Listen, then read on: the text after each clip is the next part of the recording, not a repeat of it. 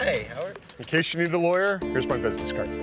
I'm attorney Howard Ankin. Oh, hey, Howard. If you or someone you know has been hurt at work, Ankin Law can get the medical bills paid, the lost wages reimbursed, Oh, hey, Howard. and the compensation you deserve. Hey, Howard. We're one of the largest filers throughout the state of Illinois of workers' compensation claims. We're here to help. Call 312-6-million. Injury law made personal, that's Ankin Law.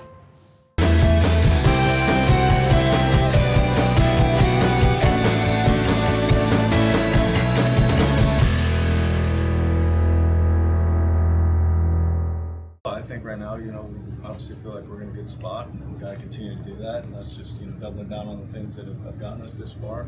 So that will be the focus, and just hope to continue to play good baseball.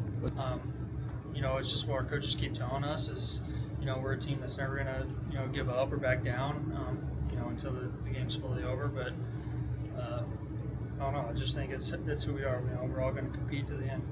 If we don't win, it still feels like we had a real shot at it. And the boys are playing hard, and that's all you can really ask for. And I think there's a lot of belief in this clubhouse that if we start sniffing 500 and then get above it, like there's no turning back.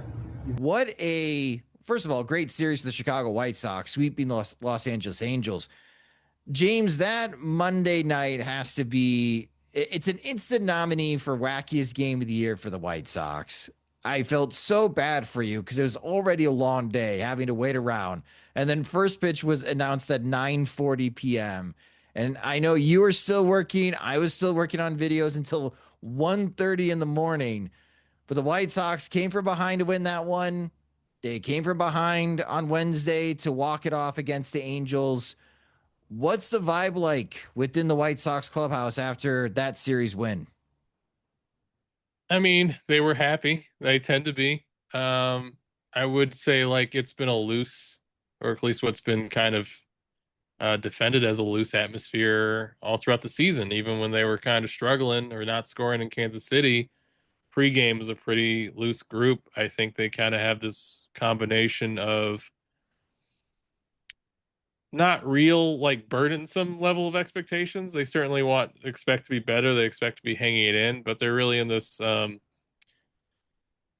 they have some confidence in what they're able to do based off the way the last season finished, and certainly bumping off the Blue Jays early on, even if the Blue Jays haven't gotten going, especially after that first week. And the way they kind of talk about it, especially offensively, is once we got over those first 12 games, we've kind of in a good spot and doing good things, stabilizing the rotation more or less. I mean, it's funny because it's when Smith went down to the minors, it was kind of all right, this is the 1 week leak out of 5, but and then maybe that's even more calcified now that it's everyone's really doing well except Anthony Kay. But I think even Kay is maybe keeping them in games or not stalling their momentum as much as Smith getting rocked, both because the importance he had and kind of the nature of his outings was.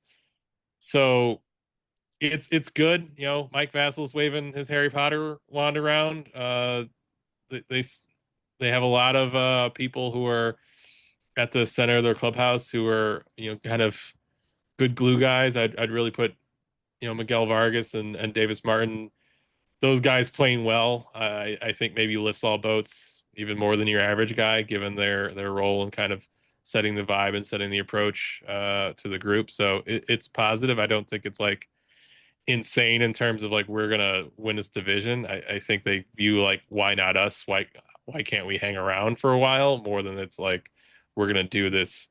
It's a lot more. It reminds me again of maybe a better version of the 2019 White Sox. I think the 2019 White Sox had a good vibe because so many of their core guys were coming into their own and feeling good about where they were going, and thus feeling good about the group is going. Whereas this is a bit more communal oriented, but it's the same level of we feel like this thing's going in the right direction, but not maybe the confidence of the good vibes of the 2021 Sox.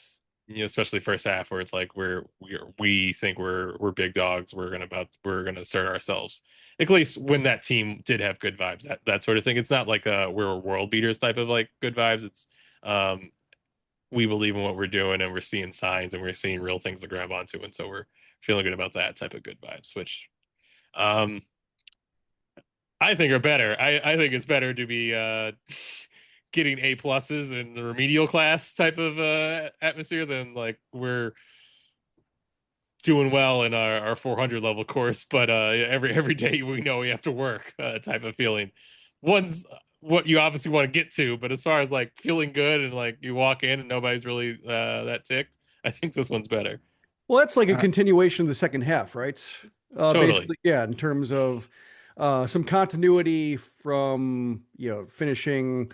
I forget what kind of win pace they're on, like a 75 win pace or something like that in the second half, like a perfectly respectable below average team, and feeling like they were not being blown out or embarrassed by superior teams, contending teams. And Will Venable said it's back to zero in spring training, but it does seem like after that first week that they dusted themselves off, and now they are back to being that team that can't be just totally discounted. And they do keep teams honest. And based on how the AL Central is kind of tripping over itself right now, yeah, I mean they kind of deserve to think that they have a chance at this until the league or the division over a 2 week period says like, no, you're not, and kicks them back Yeah. down a few rungs, and then they're back in that position of looking at the standings being 8 games out or whatever, and then having to measure themselves more by what can they bank on for the following seasons.